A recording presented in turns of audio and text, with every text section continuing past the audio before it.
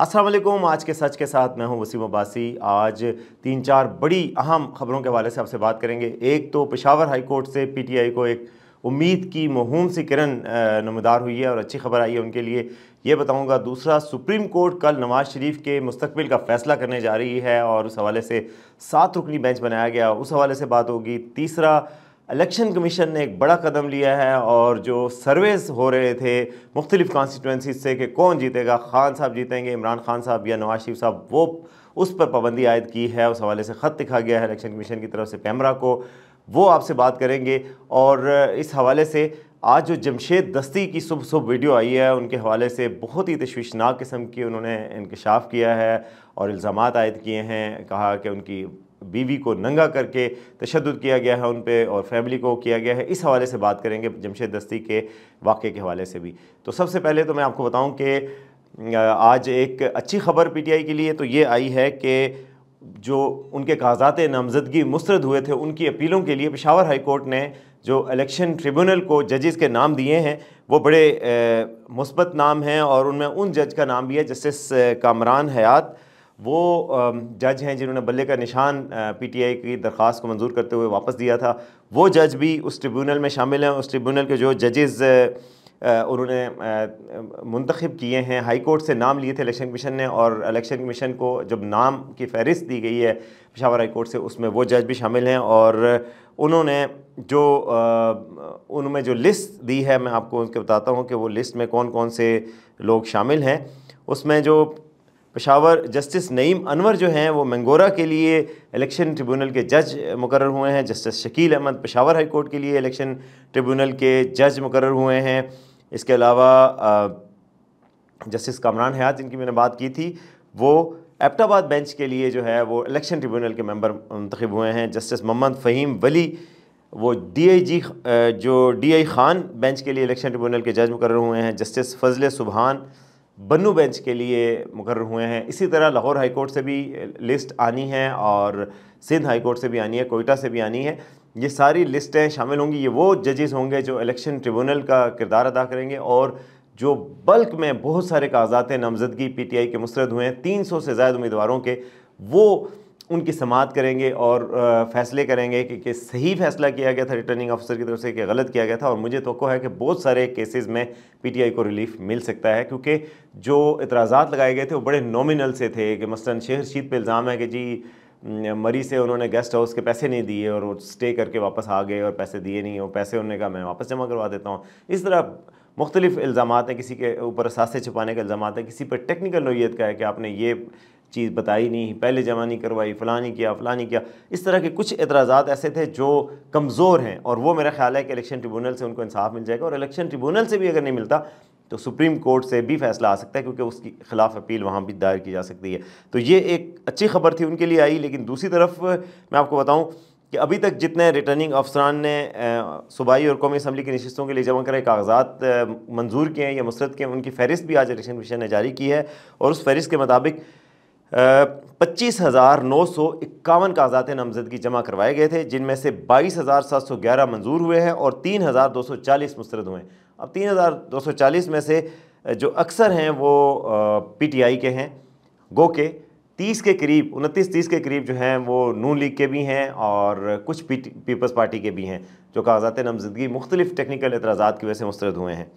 अब देखते हैं कि ट्रिब्यूनल से क्या फ़ैसला आता है। दूसरी जो बड़ी ख़बर है वो जमशेद दस्ती के हवाले से है कि वो बड़ा अनफॉर्चुनेट, आज सुबह सुबह उनकी एक वीडियो वायरल हुई है सोशल मीडिया पे, 4-5 मिनट की वीडियो है जिसमें वो बता रहे हैं और रोते हुए, गिड़गिड़ाते हुए, फरियाद करते हुए नज़र आ रहे हैं। वो कह रहे हैं कि सुबह सुबह कोई CTD ने ऑपरेशन किया उनके घर पर, उनका 10 माह का बच्चा रोता रहा, उनकी बीवी को नंगा किया गया और उन्होंने दरख्वास्त की सुप्रीम कोर्ट के चीफ जस्टिस से कि इंसाफ फराहम किया जाए। उन्होंने लोगों से कहा कि वो आएँ, निकलें, वोट दें, बेसिकली इलेक्शन की भी बात की उन्होंने।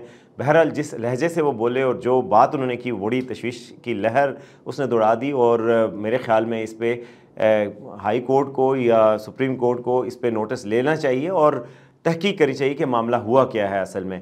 लेकिन जो जमशेद दस्ती के हवाले से अगर ये वाक़या हुआ है तो ये इंतहाई अफसोसनाक है और इस पर बिल्कुल एक्शन होना चाहिए। जो जो ज़िम्मेदारान हैं उनको सज़ा मिलनी चाहिए। इस तरह किसी के अहल खाना को तंग करने का इख्तियार नहीं है। किसी की सियासी वाबस्तगी हो सकती है। जमशेद दस्ती ज़ाहिर है उन्होंने कहा है मुझे पीपल्स पार्टी से वाबस्ता होने PTI से वाबस्ता होने की सज़ा दी जा रही है। आपको पता है जमशेद दस्ती सिर्फ PTI से वाबस्ता नहीं रहे। जमशेद दस्ती के हवाले से अलबत्ता शुकूक व शुबहात का इजहार भी सोशल मीडिया पर किया जा रहा है कि इन्होंने माजी में झूठ बोले हुए हैं, बड़े बड़े झूठ बोले हुए हैं।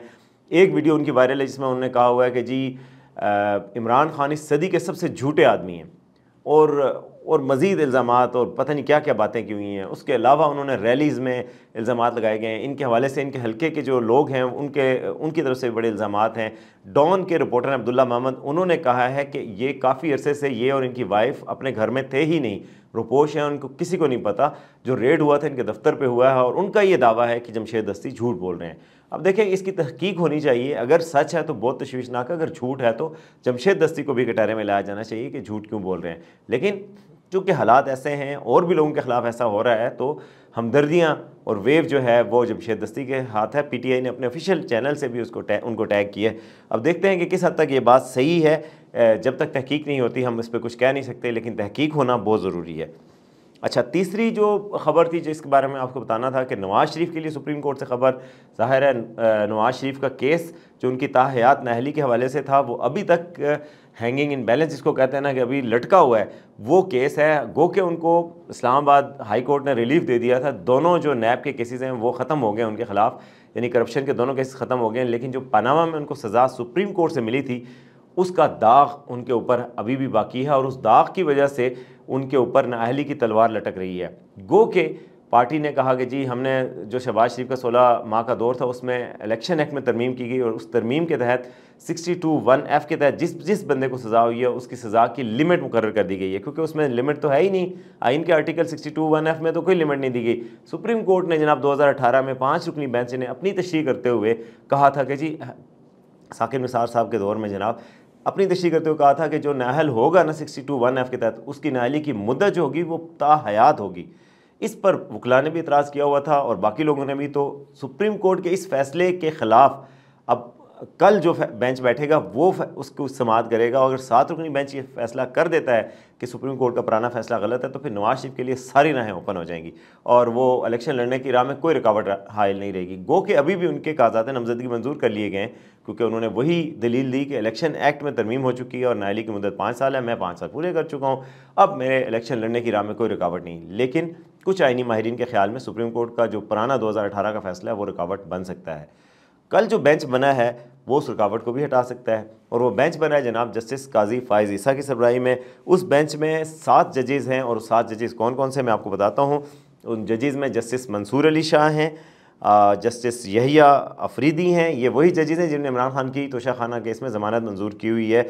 जस्टिस मंसूर अली शाह वही जज हैं, लेकिन जस्टिस अतर मिनल्ला इस बेंच में नहीं है जो दूसरे जज थे। और उनके हवाले से आपको पता है नून लीग के हामियों ने काफ़ी उनके ख़िलाफ़ वो भी मुहिम भी चलाई कि जी उन्होंने क्यों मासूम करार दिया था इमरान खान को। वो इस बेंच में शामिल नहीं है, लेकिन जो बेंच में शामिल है जस्टिस मंसूर अली शाह, जस्टिस यहिया अफरीदी, दोनों बड़े आइन पसंद जजेज़ मशहूर हैं। उसके अलावा जस्टिस अमीनुद्दीन ख़ान हैं, जस्टिस जमाल ख़ान मंदोखेल हैं और जस्टिस मोहम्मद अली मज़हर हैं और जस्टिस मुसर्रत हिलाली भी उसी बेंच में शामिल हैं। और केस की समाअत कल 11 बजे होगी। अब देखते हैं कि क्या रिलीफ मिलता है नवाज शरीफ को। ज़्यादा चांसेस यही हैं कि फ़ैसला जो है उसमें 5 साल की नाअहली की तरफ ही बात जाएगी। 7 ताहयात नाअहली के हवाले से वकला की बॉडीज़ भी कह चुकी हैं कि ये बहुत ज़्यादा है, क्योंकि बड़े बड़े मुकदमात में भी तो इतनी नाअहली नहीं होती, जबकि ये इस मुकदमे में कि जो सादिक और अमीन के हवाले से है, इकामा के हवाले से है, 62(1)(f) के तहत है। और सादिक और अमीन तो बहुत सारे माहिरीन का ख्याल है कि कोई शख्स भी नहीं हो सकता सिवाय हुजूर सल्लल्लाहु अलैहि वसल्लम के। सादिक और अमीन एक बहुत बड़ी डेफिनेशन है जिसके ऊपर पूरा उतरना किसी के लिए भी मुमकिन नहीं है। गो के इमरान खान साहब कहते हैं कि जी मुझे साकिब निसार साहब ने कह दिया था सादिक और अमीन है तो मैं सादिक और अमीन हूँ, मगर सादिक और अमीन का सर्टिफिकेट साकिब निसार नहीं दे सकता, ना ही सुप्रीम कोर्ट का कोई जज दे सकता है। ज़ाहिर है ये एक बहुत बड़ा क्राइटेरिया जिस पर मैं नहीं समझता कि मैं खुद पूरा उतरता हूँ या पाकिस्तान का कोई भी शख्स पूरा उतर सकता हो। बड़ा मुश्किल काम है। इस वजह से बुकला बॉडीज़ भी कहती हैं कि सज़ा जो है ताहयात नहीं होनी चाहिए। तो अब सुप्रीम कोर्ट का किधर टिल्ट होगा मुझे नहीं पता, लेकिन मुझे लगता है कि नवाज शरीफ को रिलीफ मिलने वाला है। ये एक मेरा असेसमेंट है। ज़ाहिर है फैसला तो जो होगा वो सबके सामने आ जाएगा। मैंने एक बात की है और आखिरी बात, जो आखिरी खबर के हवाले से बात करना चाह रहा था, आज जनाब इलेक्शन कमीशन ने लेटर एक इलेक्शन कमीशन का सर्कुलेट कर रहा है जो जारी हुआ 1 जनवरी को, आज ही यानी जारी हुआ है। और उसमें चेयरमैन PM पैमरा को लिखा गया लेटर है। जनाब हामिद रज़ा ख़ान साहब डायरेक्टर MCO हैं इलेक्शन कमीशन के, उन्होंने लिखा है और उन्होंने कहा है कि जी सर्वे हो रहे हैं, मुख्तलिफ TV चैनल मुख्तलिफ जगहों से सर्वे कर रहे हैं इलेक्शन के, जी कौन जीतेगा, इमरान खान को हमायत हासिल है या नून लीग को हमायत हासिल है। और वो सर्वेज़ जो हैं उन्होंने कहा कि different channels are airing poll surveys, a practice explicitly prohibited under clause 12 of ECP's code of conduct. वो कहते हैं कि बिल्कुल वाज़े तौर पर मना है ये क्लास 12 ECP के जो कोड ऑफ कंडक्ट है उसके मुताबिक, और ये नेशनल मीडिया पे ये नहीं होना चाहिए, प्रिंट और इलेक्ट्रॉनिक दोनों मीडिया पे सर्वेज नहीं होने चाहिए, और वो इसको बंद किया जाए। तो ये भी एक चीज़ है ऐसी है जिससे इमरान खान को नुकसान हो रहा है, क्योंकि इमरान खान के हवाले से जो सर्वेज अभी तक किए गए हैं मेजॉरिटी में इमरान खान जीतते नज़र आ रहे हैं। मैंने खुद भावलपुर से सर्वे किया था, उसमें इमरान खान के हामियों की ज़्यादा आवाज़ थी। मतलब ज़ाहिर है सर्वे पूरा वोटिंग का वो तो नहीं होता, सर्वे तो एक जैसे होता है ना, देग के दाने में से चावल निकाल के देखा जाता है देग का रंग कैसा होगा या जायका कैसे होगा। तो मैंने फरीद गेट मसलन भावलपुर के एक इलाके में जहाँ पे सारे इलाके के लोग आते हैं, एक बाज़ार है, वहाँ से सर्वे किया। इस्लामाबाद से हमने वी न्यूज़ ने जो सर्वे किए थे हमारे इदारे ने, उसके सर्वे इस्लामाबाद से किए, लाहौर से किए, बाकी इलाकों से किए। जितने इलाकों से किए उनमें से सिर्फ एक के सिवा बाकी सब इलाकों में PTI डोमिनेट नज़र आई। तो सर्वेज़ में PTI डोमिनेट नज़र आ रही थी, और सर्वेज़ कहा गया कि इलेक्शन एक्ट की खिलाफ वर्जी है, कोड ऑफ कंडक्ट की खिलाफ वर्जी है। अब पैमरा ने जनाब सर्वेज़ रोक दिए हैं, तो अब जनाब ना नो मन तेल होगा ना राधा नाचेगी। तो ये और फिर लगेगा ये कि भाई इमरान खान नहीं जीत रहे शायद। तो अब देखते हैं कि क्या होता है। वैसे सर्वेज से ये मैं कतन नहीं कहता कि सर्वेज कह रहे हैं तो जीतेंगे ही, क्योंकि इलेक्शन की अलग साइंस होती है। इलेक्शन के डे में लोगों को मोबिलाइज़ करना, वोटर का जाना, मोहरें लगा के आना, और फिर अपने पोलिंग एजेंट्स खड़े करना और वोट पे पहरा देना, ये सब चीज़ें होती हैं। ये सब चीज़ों के लिए क्या इतने मोटिवेटेड होंगे PTI के वर्कर्स और वोटर्स, ये बात भी उस दिन देखने वाली होगी 8 फरवरी को। लेकिन सर्वेज थोड़ा सा इंडिकेटर तो होते हैं ना, तो बहरहाल सर्वेज अब रुक गए हैं। तो ये 4 खबरें थी जिनसे बारे में आपको आगाह करना था। देखते रहिए आज का सच।